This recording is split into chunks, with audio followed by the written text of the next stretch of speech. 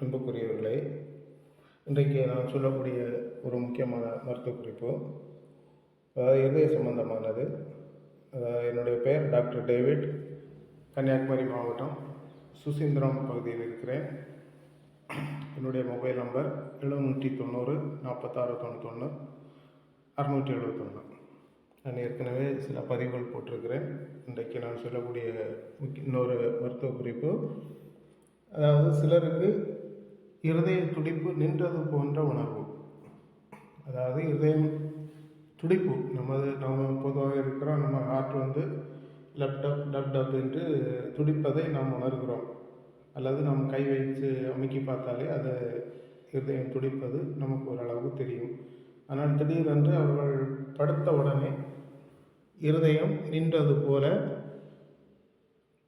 அவர்களுக்கு தோணும். இது அதனால் அந்த காற்று பீட்ரு இருதயம் அந்த செஸ்ட் பகுதி முழுவதுக்கும் அந்த ஒரு ஃபீலிங் குறைஞ்சது போல் அவங்களுக்கு தெரியும். அதே நேரத்தில் அந்த பீட் அடுத்தது திடீர்னு என்ன செய்யணும், உடனே தொடங்கி நார்மல் நிலைக்கு வருவார்கள். இது இவர்களுக்கு ஒரு பெரிய கம்ப்ளைண்ட்டானு கேட்டால் அது பெரிய கம்ப்ளைண்ட்டாக இல்லை. இருந்தாலும் அவர்களை பெரிய ஹாஸ்பிட்டலில் இதற்கான செக்கப் எடுத்தும் அது மாற்றங்கள் இல்லாமல் அப்படி தான் இருக்கிறது என்றால் இவர்களுக்கு நாம் மருந்து கொடுத்து அதை சரி பண்ணலாம். இதை பற்றி நான் அடுத்த சரியான ஒரு விளக்கமாக சொல்கிறேன். இவர்களுக்கு பொதுவாக ஒரு படபடப்பு இருக்கும். அது கொஞ்சம் அசைஞ்ச உடனே அந்த படபடப்பு வரும். இதுக்கு இன்னொரு காரணம் ஒரு ஆண்களாக இருந்தால் அவங்க புகையிலை உபயோகிப்பாங்க, இல்லைன்னா சிகரெட் ஸ்மோக் பண்ணுவாங்க. இப்படிப்பட்டவங்களுக்கு இது அதிகமாக இருக்குது. இது நெஞ்சுவலி போன்ற ஒரு சின்ன ஒரு உணர்வு காணப்படும். அதே நேரத்தில் அந்த நாடி துடிப்புகளை பார்க்கும்போதும் கூட அது சற்று குறைந்தது போல தான் இவர்களுக்கு தெரியும். இது ஆண்களாக இருந்தால் இவர்களுக்கு அந்த இடுப்பு பின்பக்கம் அந்த லம்போசாக்ரல் ஆர்டிகுலேஷன் என்று சொல்லக்கூடிய பகுதியில் ஒரு வலியும் இருக்கும். அடுத்தது காலில் உள்ள அந்த வலி இடுப்பிலிருந்து கீழமாற கீழ் நோக்கி பாய்ந்து அந்த காலில் உள்ள பெருவிரல் வலி இருக்கும். கை ஒரு நடுக்கம் காணப்படும். கால் கணுக்காலும் கை மணுக்கட்டு பகுதியிலும் இந்த ஒரு வலி இருக்கும். இது பெண்களாக இருந்தால் அவர்களுக்கு யூட்ரஸ் பகுதியில் ஒரு வலி, அதாவது அடிவயிற்று உள்பக்கத்தில் உள்ள யூட்ரஸ் பகுதியில் வலியும், இதை தொடர்ந்து இருதய படபடப்பு, இடுப்பின் உள்பக்கமாக வலி, அப்படியே இந்த காலுக்கு இந்த வலி என்னச்சுன்னா தொடர்ந்து போகும். இப்போ இவங்களுக்கு முக்கியமான ஒரு காரணம், படுத்த உடனே அந்த இருதயம் நின்றது போல தெரிவது. இதுதான் இவங்களுக்குள்ள சொல்லக்கூடிய முக்கிய சிம்டம்ஸு. இவங்களுக்கு பொதுவாக எப்படின்னு சொன்னால், இது கதவு திறந்து ஓப்பன் ஏரில் இருந்தாச்சுன்னா இவங்களுக்கு பிரச்சனை இருக்காது.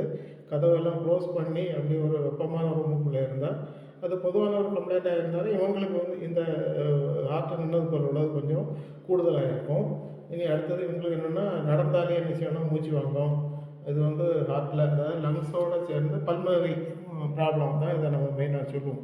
அப்போ இவங்களுக்கு மூத்திர பையில் ஒரு வலி இருக்கும், அடிவேறு வீங்கினது போல் இருக்கும். த்ரோட்லையும் கூட, அதாவது தொண்டை பகுதியில் ஒரு